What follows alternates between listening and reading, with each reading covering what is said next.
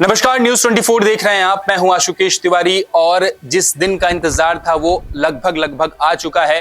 5 राज्यों में विधानसभा चुनाव होने थे, 5 राज्यों में वोटिंग हो चुकी है। आज तेलंगाना में आखिरी दिन की वोटिंग थी। अब उसके बाद से अलग अलग कंपनीज, अलग अलग ऑर्गेनाइजेशंस अपना अपना एग्जिट पोल निकाल रही हैं। अब ऐसे में मिजोरम में किसकी सरकार बनती नजर आ रही है, इसके बारे में बताएंगे। और क्या सच में वो पार्टी 3 तारीख को, जिस दिन काउंटिंग का दिन होगा, उस दिन वो पार्टी सच में मिजोरम में अपनी सत्ता काबिज कर पाएगी या फिर नहीं। सबसे पहले अब अगर इस ग्राफ को देखिएगा तो इस ग्राफ में एमएनएफ, जो कि फिलहाल पार्टी जो है वहां पे सरकार में है, उसके खाते में 14 से 18 सीटें नजर आती है। सीएनएक्स के अनुसार उसको 14 से 18 सीटें मिल सकती है। वही कांग्रेस की बात करें, कांग्रेस वहां पे क्षेत्रीय दलों के साथ गठबंधन में है, लेकिन कांग्रेस को उतना ज्यादा फायदा नहीं नजर आता है। 8 से 10 सीटों पे कांग्रेस सिमटती नजर आ रही है। वहीं बीजेपी की बात करें तो बीजेपी कांग्रेस से भी खराब प्रदर्शन करती नजर आ रही है।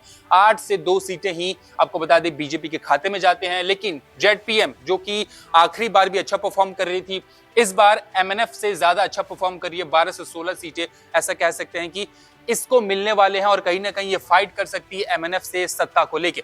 अगर अगले सर्वे की बात करें तो जन की बात के अनुसार एमएनएफ को यहाँ पे 10 से 14 सीटें मिलते हैं, कांग्रेस को 5 से 9 सीटें, बीजेपी यहाँ पे भी 2 सीटों पे अटकती नजर आती है। वही जेडपीएम को 15 से 25 सीटें मिलती नजर आ रही है, यानी यहाँ पे उसका आंकड़ा बहुमत के आसपास पहुंचता नजर आ रहा है। तो ऐसा कह सकते हैं कि हो सकता है कि इस सर्वे के अनुसार यहाँ पे जेडपीएम सरकार बनाती नजर आएगी।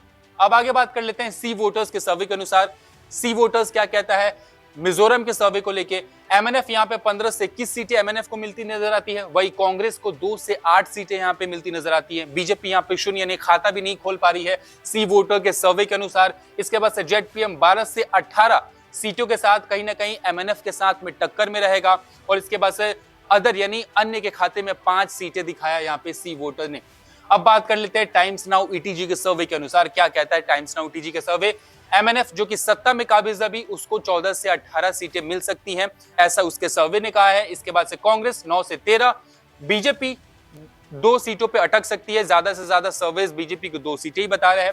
इसके बाद से जेडपीएम जो कि टक्कर में रही है, हमने पहले के सर्वेस में भी देखा है कि कैसे एमएनएफ को टक्कर दे रही है, यहाँ पे भी वो 10 से 14 सीटें जीतती हुई नजर आती है। तो ऐसा कह सकते हैं कि यहाँ पे कड़ा मुकाबला देखने को मिलेगा। वही अन्य के खाते में 1 सीट जाने की बात कही जा रही है टाइम्स नाउ के अनुसार। अब बात कर लेते हैं एक्सिस माई इंडिया के सर्वे के अनुसार, वो क्या कहता है। यहाँ पे एमएनएफ जो कि सत्ता में है वो बहुत ही ऐसा कह सकते हैं गिरती नजर आती है। 3 से 7 सीटें जो कि सत्ता में पार्टी है उसको इतनी कम सीटें मिलती दिख रही हैं। यहाँ पे कांग्रेस 2 से 4, कांग्रेस को भी कम सीटें यहाँ पे दिखाई गई है। बीजेपी 2 सीटें, हमेशा हर सर्वे में 2 सीटें हम देख भी रहे हैं बीजेपी को लेके।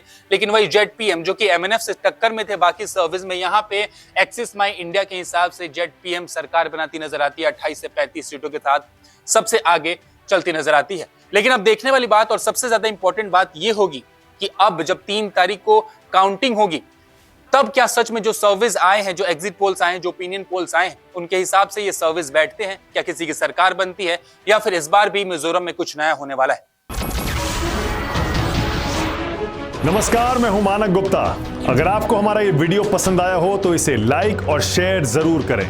और हां, हमें सब्सक्राइब और फॉलो करना ना भूलें ताकि आप देश और दुनिया की कोई खबर मिस ना करें। तो जुड़े रहिए हमारे साथ और देखते रहिए न्यूज 24।